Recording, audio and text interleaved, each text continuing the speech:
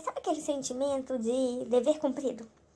Era esse o desejo, é esse sentimento que eu tive quando eu vi a minha avó na UPA aguardando a funerária chegar para buscar o corpo dela. Era esse sentimento que eu tinha. Eu tive naquele momento e tenho até hoje. O sentimento de que tudo que eu pude fazer para minha avó, ela completaria 102 anos. E eu não duvido, não. 102 anos para muitas pessoas é muito tempo, mas para ela que gozava de saúde, seria tipo como se ela estivesse fazendo 60 anos, porque minha avó tinha um vigor. Eu não tive o prazer de, de casar e ter a minha avó no meu casamento, porque ela ia entrar com meu irmão. Eu casei no ano seguinte. Ela ia entrar com meu irmão no meu casamento. Eu não tive esse prazer. E, gente, tudo bem com vocês? Bom, o Veda de hoje é uma homenagem que eu quero fazer em memória da minha avó.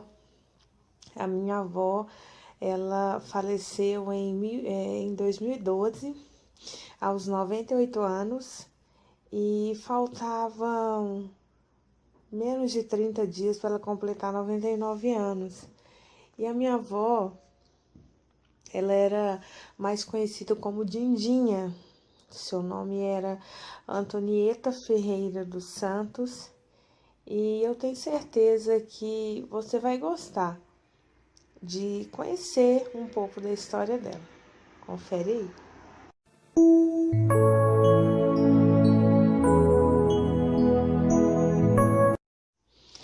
Bom, gente, eu não tinha a menor pretensão de fazer o Veda de hoje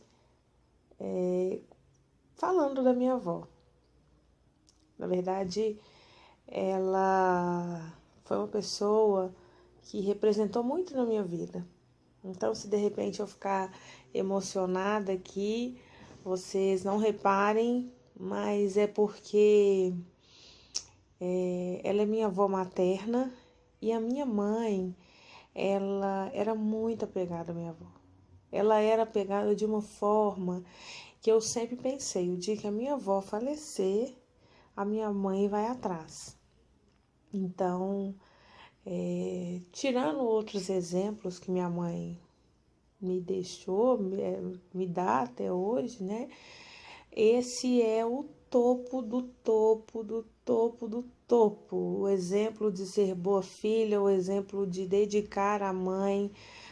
Tipo, minha mãe tava. A minha avó, a moto passando. A minha avó, ela só estava abaixo de Deus. Queria compartilhar com vocês quem que foi a minha avó.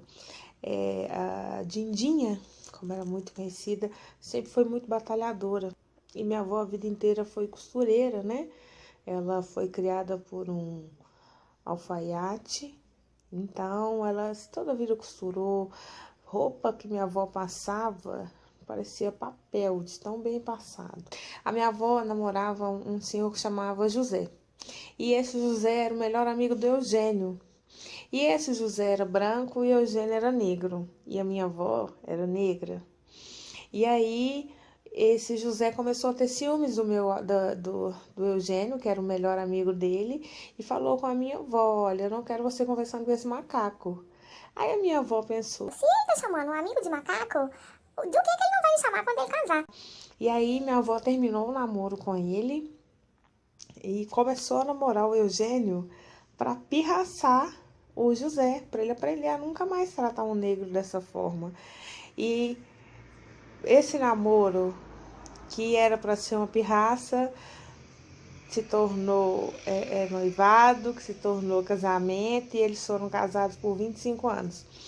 E aí o meu avô, né, o Eugênio, ele adoeceu, morreu, e minha avó ficou viúva com 6 filhos. E imagina o desespero, as dificuldades que ela não passava enquanto casada, ela passou a ser presente na vida dela, e ela tendo que educar os 6 filhos, costurando, nunca um caráter assim ímpar. Ela optou em não casar novamente, porque ela pensava que se ela foi feliz no casamento, se ela de repente casasse com outro homem e viesse judiar dela, judiar dos filhos dela, como que seria? E aí, enfim, os filhos foram crescendo, ela estudou os filhos, assim, o mínimo que os filhos tinham que ter era um segundo grau, que era o máximo que ela podia oferecer, mesmo assim eles tiveram que batalhar muito. Aqueles que fizeram faculdade fizeram, outros não, mas todos com um caráter ímpar também, né? Eu sempre cresci chamando ela de Dindinha pra cá, Dindinha pra cá. Eu tenho, nossa, eu sinto o cheiro da comida dela assim, é muito presente. O cheirinho dela, o cheiro da comida dela, a voz dela é muito presente na minha vida. E aí ela foi envelhecendo e quando ela chegou numa faixa etária que ela não queria tomar banho. Mas ela não queria tomar banho porque na cabeça dela, ela já tinha tomado banho. Então, eu comecei a criar uma estratégia, porque ela acordava e rezava, rezava, rezava. Gente, minha avó rezava tanto, que aí quando ela terminava de rezar, já tinha umas 2 horas que ela tinha acordado. Eu falava, Dindinha, vamos tomar banho? Ela já tomei. Aí eu criava estratégia, que ela acordava, eu acordava, ela falava, Dindinha, vamos tomar banho, e eu não deixava nem raciocinar, tadinha. Vamos tomar banho, porque a gente vai para tal lugar. E aí ela virava e falava assim, não, mas calma, deixa eu rezar. Não, Didi, vamos tomar banho primeiro, que depois a senhora reza e tal. E aí, quando ela tomava banho, ela falava assim, mas eu já tomei banho hoje. Aí eu falava assim, Uai, a senhora já tomou banho? Então por que a senhora não me falou? Ela, porque eu te conheço, você não ia acreditar. Nossa, eu falava assim, se a senhora tivesse me falado que tinha tomado banho. eu achava que minha avó era imortal. Imortal, porque ela gozava de saúde, ela começou a ter o lapso de memória dela, tipo, aos 98 anos. Aí, infelizmente, chegou a época que ela adoeceu. Eu pedia muito a Deus para quando minha avó adoecesse, fosse assim, rápido e que fosse num hospital, porque eu tinha pavor de imaginar que se minha avó falecesse dentro de casa, camburão, que leva bandido, né, essas questões de IML buscar, porque a gente não tinha um médico particular. E aí, infelizmente, minha avó, ela adoeceu em 2012 e o lugar mais próximo que nós encontramos foi uma UPA e nós levamos ela. E aí, levamos e os irmãos combinaram, né? Os irmãos que estavam aqui combinaram. Cada dia um ia fazendo plantão enquanto a gente tentava uma transferência para ela. E aí foi diagnosticado que ela estava com pneumonia e leucemia. E aquilo foi um baque, né? Eu tenho um tio que é bioquímico, então ele conversou com os médicos e tal, enfim. E aí, quando foi no domingo, que antecedeu a morte dela, ela internou no sábado, no domingo, a minha mãe sentiu uma vontade enorme de visitar ela à noite, porque minha mãe já tinha ido de manhã. E minha mãe lembrou de uma vez que eu perguntei para ela que se ela tivesse que liberar, tipo assim, de falar com Deus, assim, Deus, eu não quero minha mãe sofrendo, faça o seu melhor, se ela teria coragem de fazer essa oração, e aquele dia ela fez.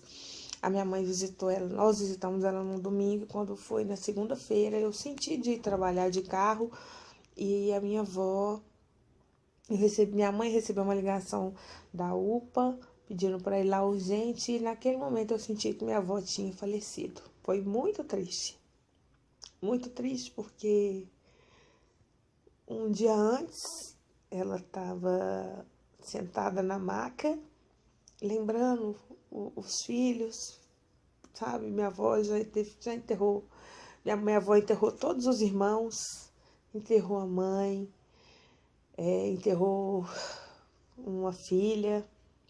E ela começou um dia antes a lembrar desses fatos antigos, lembrar da mãe dela, e sempre rezando, sempre falando com Deus. Então, assim, foi uma morte rápida, sabe? E ela foi uma morte rápida, mas uma morte, assim, dolorosa, sabe, pra gente. Lógico que não existe, foi uma morte feliz para quem ficou. Não, foi uma morte dolorosa, mas sabe aquele sentimento de dever cumprido? Era esse o desejo, é esse esse sentimento que eu tive quando eu vi a minha avó na UPA aguardando a funerária chegar para buscar o corpo dela. Era esse sentimento que eu tinha. Eu tive naquele momento e tenho até hoje. O sentimento de que tudo que eu pude fazer para minha avó eu fiz. Minha avó gostava de dançar, minha mãe sempre dava ela um cálice de vinho. Minha avó era muito ativa, minha avó, é o que eu disse, eu nunca achei que minha avó fosse morrer. Então, hoje, ela completaria 102 anos. E eu não duvido, não. 102 anos para muitas pessoas é muito tempo, mas para ela que gozava de saúde, seria tipo como se ela estivesse fazendo 60 anos, porque minha avó tinha um vigor muito grande. Mas eu também sei que chegou o tempo dela. E o que eu acho triste da morte, da palavra morte, aqui, humanamente falando, é que nunca mais você vai ver a pessoa aqui, na Terra. Nunca mais. Nunca mais, mas nunca mais mesmo. Mas eu tenho certeza que eu vou encontrar com ela no céu. Isso eu não tenho dúvidas. Mas eu tô dizendo assim, aquele sentimento, sabe, de nunca mais vai ver a pessoa aqui. Você não vai chegar mais. Você vai chegar na casa da pessoa, ela não vai estar lá. É um sentimento muito triste. Eu não tive o prazer de, de casar e ter a minha avó no meu casamento, porque ela ia entrar com meu irmão. Eu casei no ano seguinte.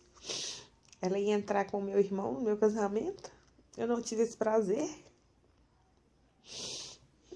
Não tive o prazer de ter um filho para que a minha avó carregasse.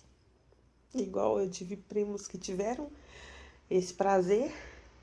Mas eu tive o prazer de estar com ela até o último segundo de vida. Então, vai passar algumas fotos dela aqui. Minha mãe sempre fez questão de comemorar todos os aniversários dela. Ela era uma pessoa que gostava muito de pão, de festa, de tudo que vocês possam imaginar.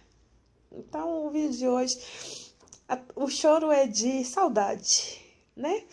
O choro é de saudade, mas é para homenagear a memória da minha avó, da mulher guerreira que ela foi, da mulher batalhadora que ela foi. E da excelente filha que ela foi também, da mãe guerreira, da avó leoa também. É mais para homenagear.